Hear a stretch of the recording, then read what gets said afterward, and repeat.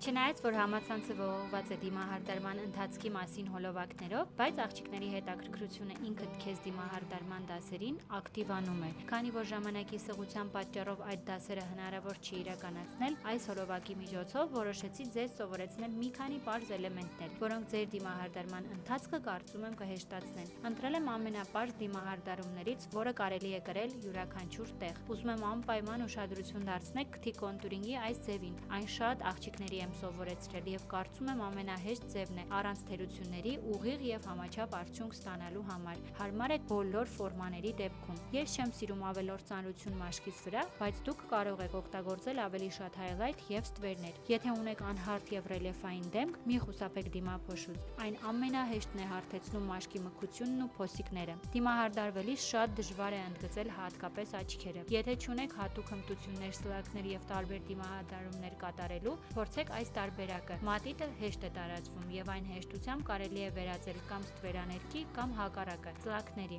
Արհեստական թարթիչներից մաքսիմալ խուսափում եմ եւ այդ հարցում ինձ օգնում են մեր թարթիչի մասնագետները, որոնց կատարած աշխատանքը ես առանց ամոթի եւ մեծ սիրով փչացնում եմ, օգտագործելով թարթչաներկ եւ ունենում եմ հրաշալի արդյունք։ Շրթներկի հարցում մինիմալիստ եմ, բայց շատ եմ սիրում ընդգծված եզրակից, դե իսկ վերջում մեզ օգնում են լավ սանրվածքը եւ լավ տրամադրությունը։ Ես իհարկե կփորձեմ շարունակել այս շարքը, բայց միայն ձեր հետ արձագանքը լսելուց հետո։ Գրեք մեկնաբանություններում ձեր անկեղծ կարծիքը եւ դիտողությունները։